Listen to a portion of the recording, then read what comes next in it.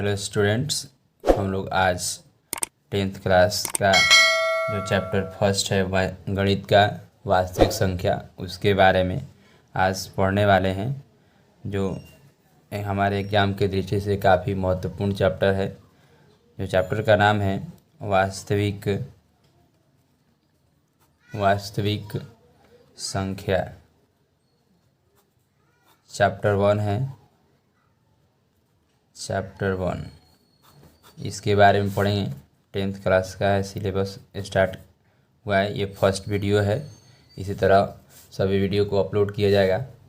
तो सबसे पहले हम लोग समझेंगे वास्तविक संख्या के बारे में। वास्तविक संख्या यानी रियल नंबर क्या होता है। तो वास्तविक संख्या जो हमारा है ये सिलेबस में, तो वास्तविक संख्या के बारे में समझने से पहले हम लोग समझेंगे परिमेय और अपरिमेय संख्याओं के बारे में, क्योंकि वास्तविक संख्या जो होता है ये परिमेय और अपरिमेय संख्याओं से मिलकर बना होता है। परिमेय संख्या और अपरिमेय संख्या, इस दोनों संख्याओं के सम्मिलित रूप को हम लोग वास्तविक संख्या कहते हैं। सबसे पहले परिमेय संख्या के बारे में समझेंगे। परिमेय संख्या क्या होता है, तब परिमेय संख्या के बारे में समझना हम लोग को। परिमेय संख्या रेशनल नंबर वह होता है जिसे हम लोग P/Q के रूप में लिख सकते हैं, जिसे P/Q के रूप में लिखा जा सके। इसे हम लोग P/Q के रूप में लिख सकते हैं, और जहाँ P तथा Q पूर्णांक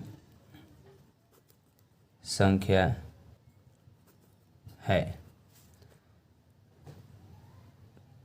तथा Q नॉट इक्वल टू 0, मतलब कि जो Q होगा वो 0 नहीं होगा, 0 से बड़ा होना चाहिए। एक कंडीशन है इस परिमेय संख्याओं के लिए। और परिमेय संख्याओं का एग्जाम्पल के तौर पे समझते हैं, जैसे 2/3, 3/4, 4/6, 0/1, 0/2 डॉट ये संख्याएं सब हो जाएगी परिमेय संख्या। उसके बाद हम लोग अपरिमेय संख्या के बारे में समझते हैं। अपरिमेय संख्या क्या होता है, इसके बारे में समझेंगे हम लोग। अपरिमेय संख्या वह होता है जिसे P/Q के रूप में नहीं लिखा जा सके। इसमें भी P और Q जो है पूर्णांक संख्या है तथा Q नॉट इक्वल टू 0 होना चाहिए।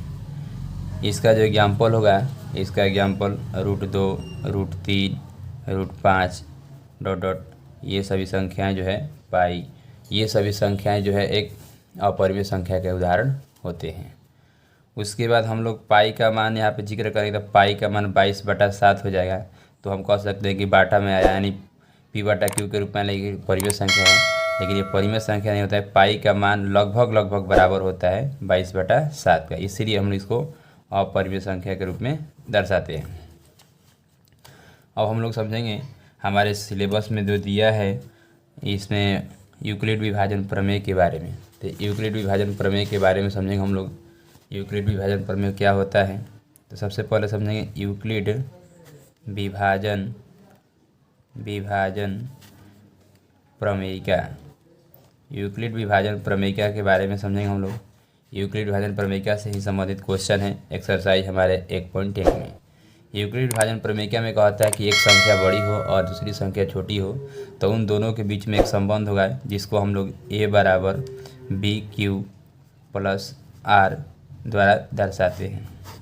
इसको हम लोग दर्शाते हैं A = BQ + R द्वारा। इसमें रिलेशन होता है कि R का जो मान होगा हमेशा 0 और 0 से बड़ा, लेकिन B से छोटा होता है। जहाँ पे ये A क्या होता है, तो A जो होता है, A को हम लोग बोलते हैं भाज्य, B को बोलते हैं हम लोग भाजक,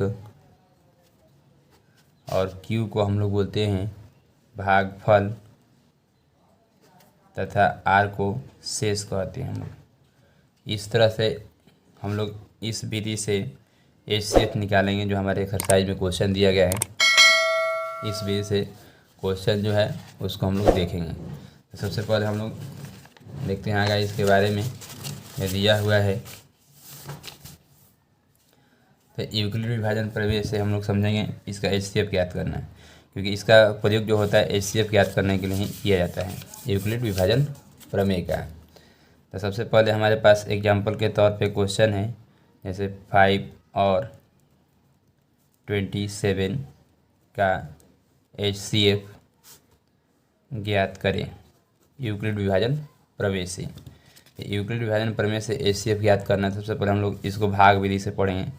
5 भागे 27 यानी 5 या 25 हो जाएगा और बचेगा हमारे पास 2। इसको यहाँ पे उतारते हैं हम लोग और 2 दूनी के 4 और ये बचा 1। फिर इसको 2 से घटाएंगे, 2 एकम 2।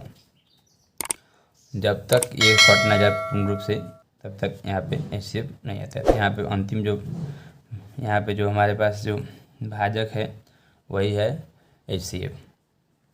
तो सबसे पहले इसको सजाएंगे इसे यूक्लिड विभाजन प्रमेय से। तो यूक्लिड विभाजन प्रमेय समझाएंगे। सबसे पहले इसको हम लोग A बोलते हैं, इसको B और इसको Q और ये जो बचा R।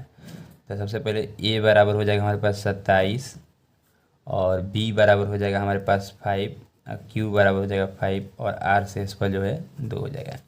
इस तरह अगला स्टेप में हमारा A का काम करेगा 5 और B का काम करेगा हमारे पास 2 और Q का काम करेगा 2 और शेष बचेगा 1।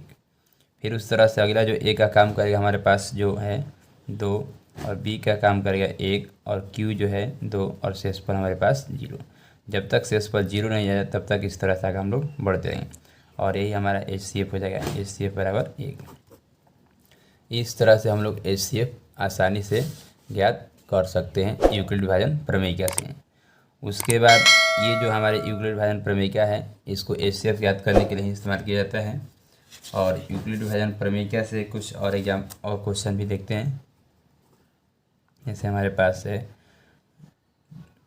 25 है और 720 का HCF निकालना है। इस तरह के क्वेश्चन है, इसको हल करना है। सबसे पहले देखते हैं इसको हम लोग। तो इसको 25 से भागा देंगे हम लोग 720 में।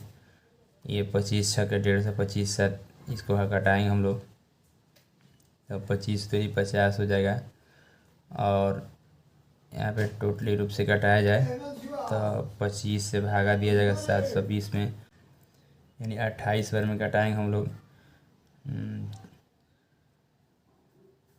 25 8 200, 25 50 और 50 के बाद 25 8 200 और 20 25 50 और 25 50 20 70 700 हो जाएगा। फिर यहाँ पे शेष 20 बचेगा, फिर इसको करेंगे और 25।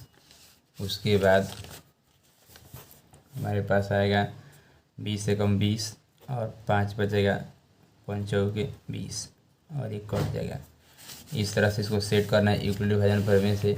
यूक्लिड विभाजन प्रमेय से सेट करते हैं हम लोग इसको। तो सबसे पहले देखेंगे 720 इक्वल टू A का काम करेगा, B का काम करेगा 25 और Q हो जाएगा 28 और प्लस शेष बचेगा हमारे पास 20। इस तरह से आएगा हम लोग 25 को यहाँ पे लिखेंगे और जो हमारे पास 20 यहाँ पे आएगा और गुणा करेंगे हम लोग 1 से और प्लस R का मान हो जाएगा 5। फिर इस तरह से 20 को यहाँ उतारेंगे, 5 गुने 4 प्लस 1 हो जाएगा, 1 होकर 0 हो जाएगा शेषफल और HCF हमारे पास आ जाएगा HCF बराबर 5। इस तरह से इसको हम लोग यूक्लिड विभाजन प्रमेय से हल कर सकते हैं। और भी जो क्वेश्चन है हम दे रहे हैं, आप लोग कमेंट बॉक्स में इसका आंसर ज़रूर बताएंगे। HCF याद करना है।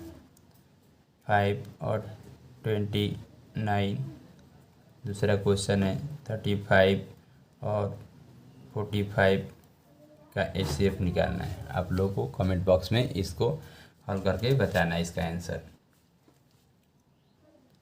हाँ, तो हम लोग 10th के जो NCERT बुक है उसके एक्सरसाइज 1.1 को सॉल्व करने वाले हैं। जो हमारे पास पहला क्वेश्चन है दिया हुआ है 135 और 225 का HCF यूक्लिड विभाजन यूक्लिड विभाजन विधि से ज्ञात करें। हम लोग को निकालना है यूक्लिड विभाजन प्रयोग करके। तो सबसे पहले हमारे पास जो दिया गया है 225 है और बड़ा है 135 है। इसमें क्या करेंगे 225 को इधर लिखेंगे बराबर 135 और इतने कितना से गुना करके ऐड करेंगे तो हमारे पास वापस 225 आ जाएगा। तो हमारे पास इसमें हम गुना करते हैं 2 से और प्लस 90 जोड़ते हैं।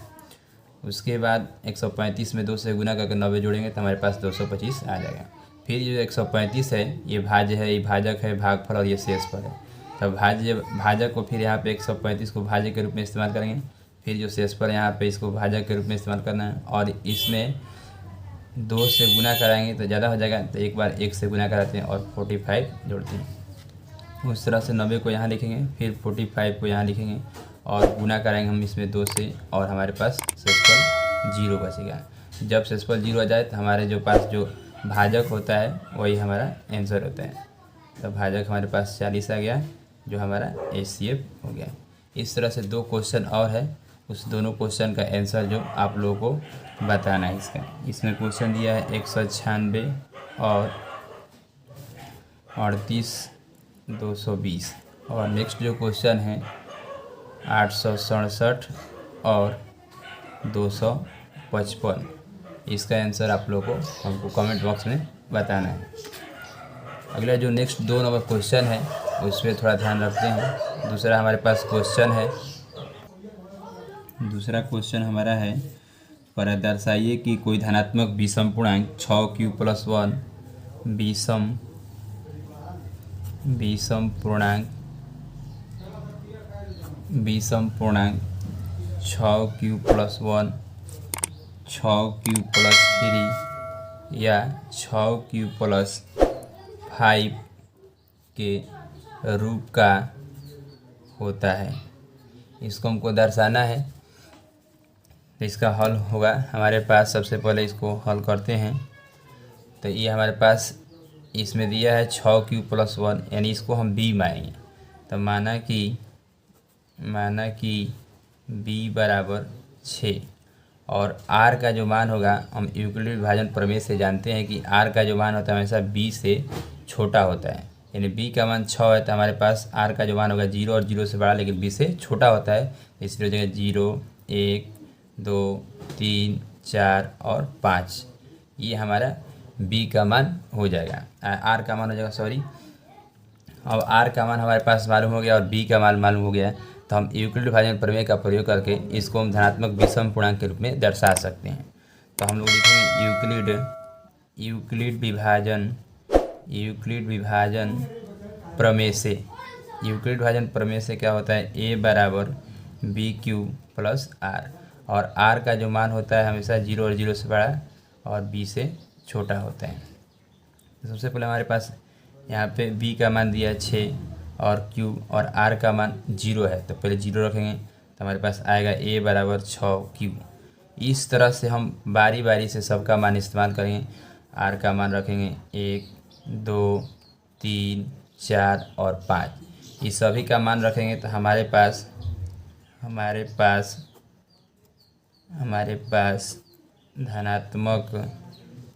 धनात्मक विषम पूर्णांक 6q+1 6q+3 या 6q+5 आएंगे जो हमें सिद्ध करना था। यही हमारा जो है इस क्वेश्चन का आंसर है। सबसे पहले हम लोग a और b का मान b और r का मान निकालेंगे और इसमें यूक्लिड विभाजन प्रमेय का प्रयोग प्रमेयिका में सूत्र में इसका मान रखेंगे और रखने के बाद इसमें विषम पूर्णांक को हम लोग लिख लेंगे जिसमें विषम संख्या होता है 1, 3 और 5 होता है। इस तरह से हमारा ये क्वेश्चन जो है प्रूफ होता है। और अगला जो क्वेश्चन हमारे पास दिया है 3 नंबर और इस क्वेश्चन को देखेंगे। 3 नंबर क्वेश्चन दिया है कि किसी परेड में 616 सदस्य वाली एक सेना आर्मी की टुकड़ी को 32 सदस्य वाले एक आर्मी बैंड के पीछे मार्च कराना है। यदि दोनों समूहों को समान संख्या वाले स्तंभ में मार्च कराना है तो उन्हें स्तंभों की अधिकतम संख्या क्या होगी जिसमें वे मार्च कर सकते हैं। यानी हमारे पास सैनिक दिया और सैनिकों की जो टुकड़ी है उसको बांटना है अलग अलग मार्च कराने के लिए। तो अधिकतम संख्या निकालना है तो हम लोग क्या करेंगे 616 और 616 और यहाँ पे दिया है 32 का HCF ज्ञात करेंगे। हम लोग का HCF निकालेंगे जो हमारे आंसर आ जाएंगे। तो 616 और 32 का HCF निकालेंगे तो हम लोग क्या करेंगे भाग विधि से निकाल सकते हैं या यूक्लिड विभाजन प्रमेय से। दोनों विधि में से किसी भी से इसका HCF ज्ञात कर सकते हैं। इसका भी HCF ज्ञात करके हमको कमेंट बॉक्स में इसका आंसर ज़रूर बताना है आप लोगों को। उसके बाद जो नेक्स्ट क्वेश्चन है हम लोग प्रश्न संख्या जो 4 है, प्रश्न संख्या 4 और 5 को विद्यार्थी अपने से हल करेंगे। 4 और 5 को अपने से हल करें यूक्लिड विभाजन प्रमेय का